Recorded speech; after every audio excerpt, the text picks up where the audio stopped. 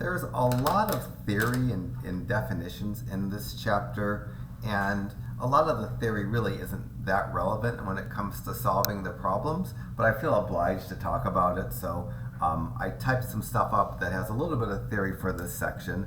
In this section, it's called one-to-one functions, and I say a function is one-to-one if no 2 points have the same y-coordinate. And then if you're given a graph, it's pretty easy to tell whether a function or a graph of a function is one-to-one or not by using the horizontal line test. The horizontal line test basically says if I can draw a horizontal line to touch the graph in more than one place, then that graph is not of a one-to-one function. If no horizontal line can be drawn to touch the graph in more than one place, then the graph is of a one-to-one function. And let me show you what I mean. This right here, this parabola, is an example of a function that's not one-to-one, specifically because I can draw a horizontal line. Actually, I could draw lots of horizontal lines, but I can draw this horizontal line, and it's going to touch the graph in two distinct places. In each place where the horizontal line that I draw touches the graph is a point that's part of the function. And you'll notice that this horizontal line that I drew went through the points negative 3, 4 and positive 3, 4. Those are two different points on this function that have the same y-coordinate. If you can find two separate points on the graph of a function, or if the function is listed as a set of points, if any 2 points have the same y value, then we say the function is not one-to-one. I'm never sure to hyphenate this or not. You'll see that sometimes I hyphenate, sometimes I don't. I should probably find out what's more correct. But up here I did hyphenate it. There I didn't because I'm an idiot, I guess. So that's an example of a not one-to-one function. We say that this right here, this graph fails the horizontal line test, meaning that it's possible to draw a horizontal line to touch the graph in more than one place. So it's not a one-to-one function. The above graph, this line, I say it is a one-to-one function. I labeled a couple points, and it doesn't matter how many points I would label. There's no way that I can label 2 points that have the same y, because for another point to have a y equal to 6, it would have to be, on the same vertical level.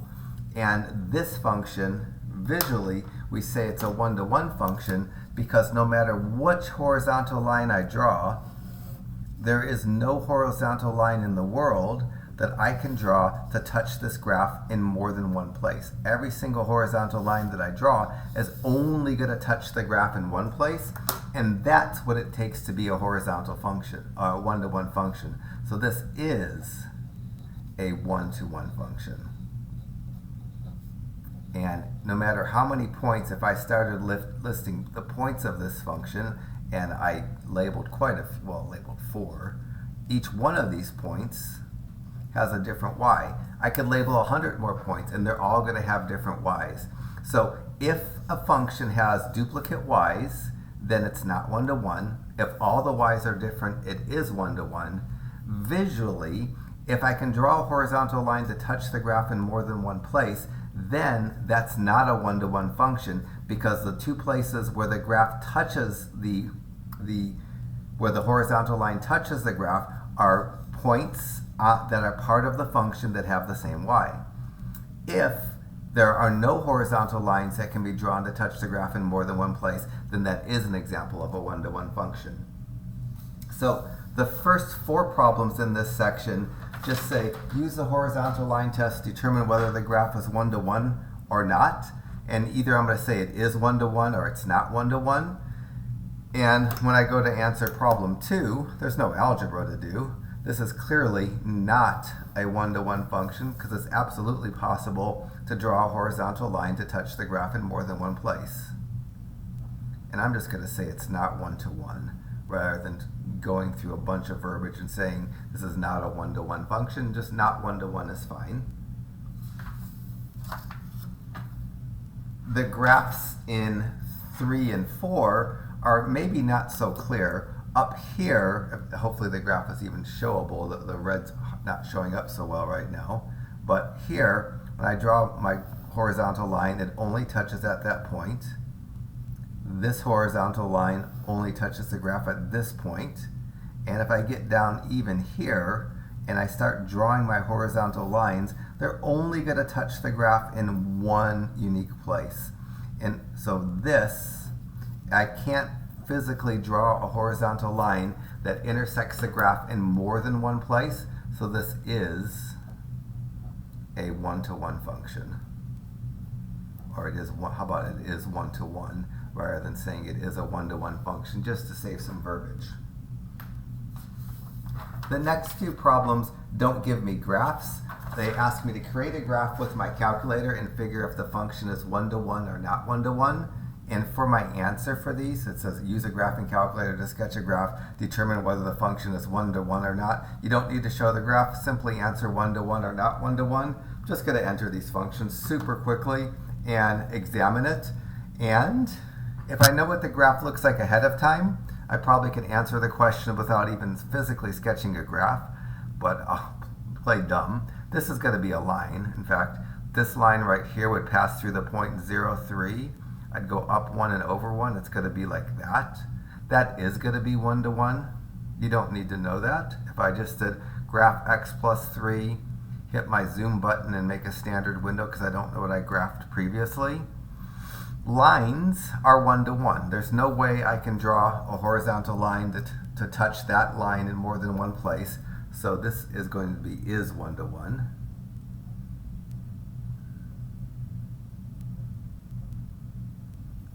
Problem 8 is a parabola. It actually is going to have a vertex at positive 3, positive 6. And it's going to look something like this. And it's going to be not one-to-one because clearly I'll be able to draw a horizontal line to touch the graph in more than one place. Don't need to know that. You don't need to have that prerequisite knowledge that we learned a little bit earlier this semester. But if I graph x minus 3 squared plus 6, I can just hit my graph button now that I have an adequate window. Draws the parabola for me up kind of high, but I can still tell that I can draw a horizontal line. That horizontal line would touch the graph twice, so it's not one-to-one.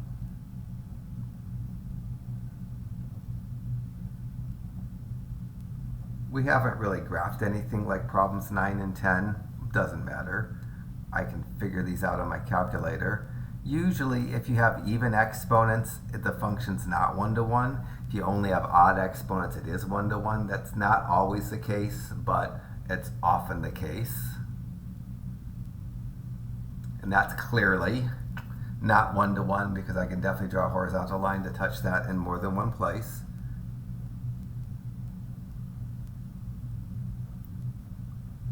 And this is supposed to be one-to-one. It might be around where the graph has a little wiggle. It might be hard to tell if you haven't actually done a bunch of these graphs, which we haven't done really graphs of cubes. But this, it's supposed to be one-to-one. It's like this part right there where it's just barely eking up. That's supposed to be getting higher the whole time. This graph, if I blew up this region right here, it's supposed to be going up like that. Even so, if I zoomed in my window, if I made my window tighter, like on the y's, maybe like go from -3 to 3 and make my x's go from maybe -3 to 3 to blow up that region that it looks like it might be flattening out. It's less flattening out. This is supposed to be one-to-one. It might look like you might be able to draw a line right in that area to have it touch in more than one place, but it doesn't. It has to come back on itself. It has to like turn back down and go up, and this thing is constantly going up at a very slow pace. I guess I can't really get a window to make you 100% believe that possibly if you don't believe it, but this is supposed to be is one-to-one. Cubic functions like this are usually is one-to-one. That I wouldn't sneak on the test, something that where there's maybe some confusion as to whether something's one-to-one or not. But the line, the parabola, and the fourth power, those are all permissible for tests because there's no confusion. The cube, yeah, maybe there's some confusion there. The reason we talk about one-to-one functions is because the next concept is inverse functions, and inverse functions only work with one-to-one functions. So I typed something up here, stole some images from Google Image, and I said inverse functions, that's not my wording, definitely. In the most general sense, are functions that reverse each other. And then I parenthetically add this: we only find the inverse of a function that is a one-to-one function, as the inverse of a function that is not one-to-one is not a function. I'll make this make more sense in a little bit. But I wanted to show you the concept of an inverse function. So here's my function f. It takes a and maps it to 3. It takes b and maps it to 1. It takes c and maps it to 2. So the function f goes from the set ABC to the set 1, 2, 3. Specifically, a maps to 3, b maps to 1, and c maps to 2. The inverse of the f function is denoted f inverse, f with a little -1 exponent. This -1 exponent doesn't mean the -1 power, like 2 to the -1 is 1 over 2 to the first power. That, unfortunately, this symbol doesn't mean 1 over f. This symbol I read as the inverse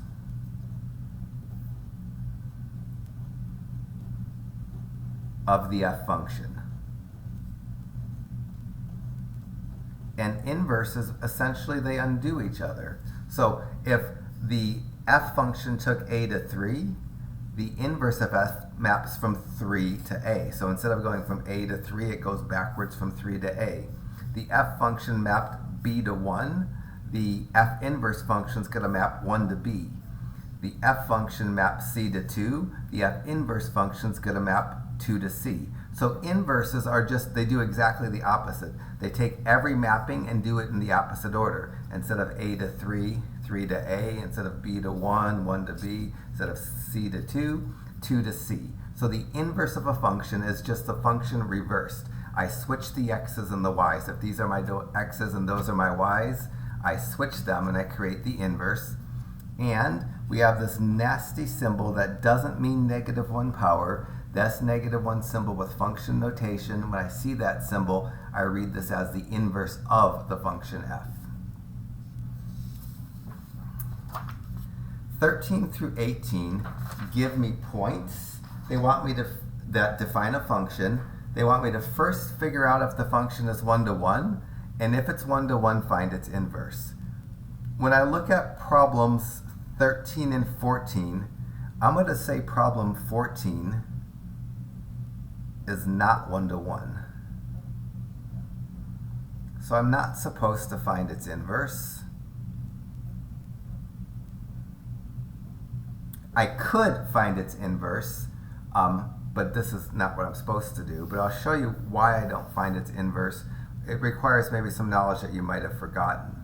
But if I wanted to find its inverse, you switch the mapping. Instead of 3 mapping to 2, 2 is going to map to 3.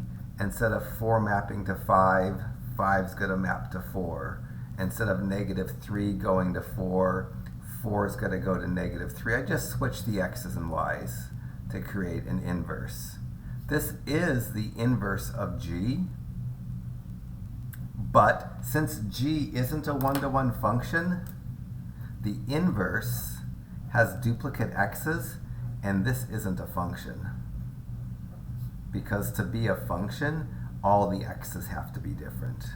So the reason we're not asked to find the inverse of a function that's not 1-to-1, because this notation, this function notation, implies there's no 2 points with the same x. So the reason we worry about 1-to-1 functions and not 1-to-1 functions, if a function is 1-to-1 and you flip it backwards, all the points will have different x's. If a function's not 1-to-1 and you flip it backwards, then we'll have points with the same x, which makes it not a function. And we're only working with functions. I'm not going to write something down that's not a function.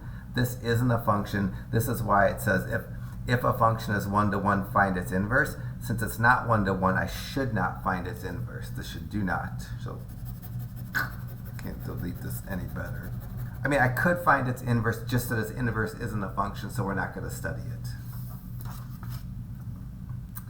In problem 16, I just look at the y's to see if a function is 1 to 1. If I have duplicate y's, it's not 1 to 1.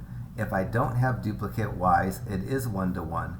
Problem 16 is 1 to 1 because all the y's are different. And to create an inverse, first I give it a name. Its name is the same name as a function with the little -1 exponent. I read this as the inverse of the function k equals, and to create an inverse, I just flip the x's and y's. So for each point, I'm just going to reverse it. The point -3, 4 is going to become the point 4, -3. The point -5, 6 is going to become the point 6, -5. The point 9, -3 is going to become the point -3, 9. And 0, 4 zeros becomes 0, 4. So finding an inverse is super easy when we're just given a function defined as a set of points. You have to name it properly with this inverse symbol, and then just switch the x and the y coordinates of the points. This is a function because if you look at it, each x is different. So when a function is 1 to 1, when you flip it backwards, you're not going to get duplicate x's. You've created a function. If a function isn't 1 to 1, then the 2 points that had the same y, when you write them backwards, they become points with the same x, and then you don't have a function anymore.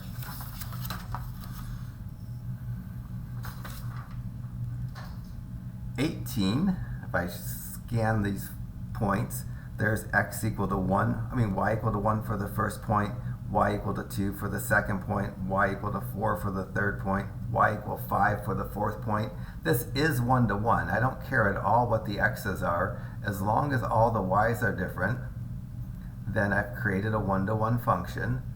So I'm going to write its inverse using the symbol that tells me that this function is created by switching the x and y's. So the inverse of the n function is, and then it's hardly going to look different because the points 1, 1, and 2, 2, and 5, 5, when you reverse them, well, it doesn't look like I did anything, but the point 3, 4 is going to change. So that's going to be the inverse.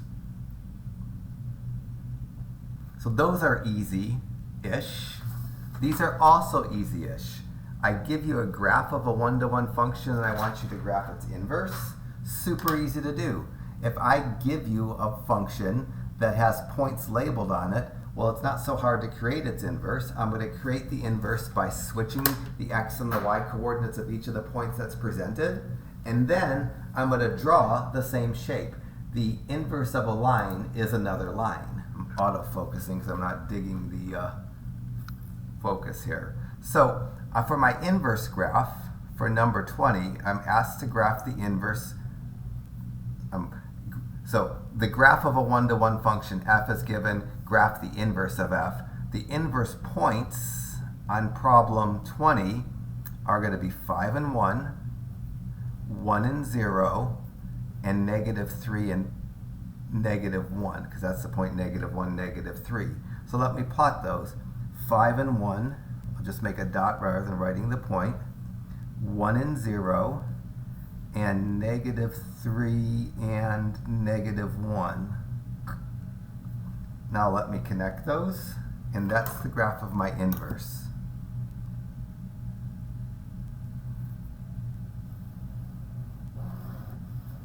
It's supposed to be that all lines that are inverses, all equations that are graphs of inverses, if you draw a 45-degree line through the origin, I don't know how well I could do that here. If I draw a 45-degree line through the origin, it's supposed to create a mirrored image on either side of that 45-degree line. That the region below the 45-degree line is a mirrored image above it on both sides. I don't know how perfectly my line is drawn, but visually that's supposed to happen. That the line that's drawn through the origin at a 45-degree angle produces mirrored images on either side of it. And that's how you can visually determine if something's an inverse. 22, gives me a line. The inverse graph of a line is going to be another line. And the points on the graph of my inverse are just going to be flip-flopped. They're going to be 6 and -1, 2 and 0, -2 and +1. I'm just flipping the x's and y's. So 6 and -1 go over 6 and down 1, 2 and 0, and then -2 and +1. Connect the points with a line the best I can. I have a ruler and I still don't do that well. And it should be the case if I draw a line that's a 45-degree line through the origin, that I should get mirrored images on either side of that diagonal line. This is a funky one, and the points, I don't know how well they showed up, so I actually wrote the points here so you can see the points that I'm about to graph right now. So on my inverse, my points are going to be, this point -2, 8 is going to turn to 8, -2.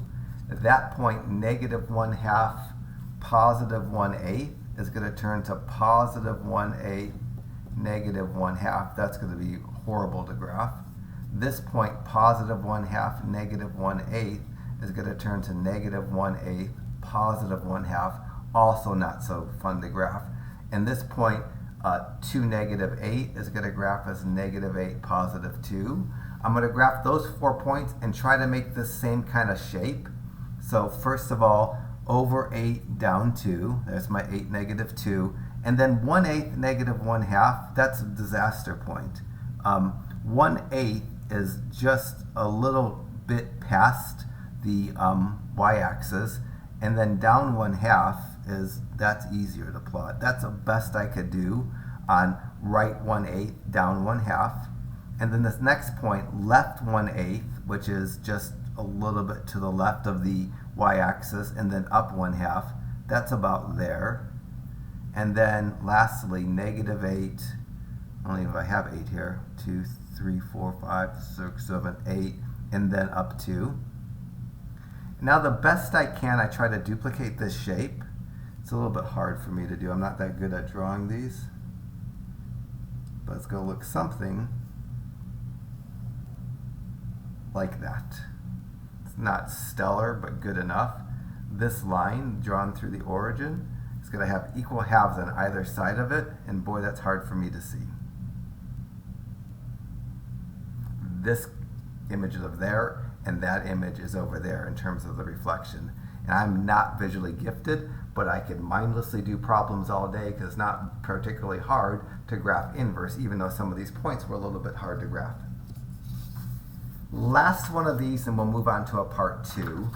This is more like I would put on a test. This guy has the point 0, 0, 1, 1, 4, -2, and 9, -3 labeled. So on my inverse, the point 0, 0 is going to stay 0, 0. The point 1, -1 is going to become -1, +1. The point 4, -2 is going to become -2, +4. The point 9, -3 is going to become -3, +9. Let's see if I could do this. 0, 0, super easy. -1, 1, left 1, up 1, not so bad. -2, 4, left 2, up 4. -3, 9, left 3, up 9. And I get this as my inverse. And again, a 45-degree line through the origin is supposed to make equal halves on either side of that line. I'm not so visually gifted, so I don't always see the symmetry that there's actually exists. So we're going to move on to a part 2 and find inverses of functions using algebra.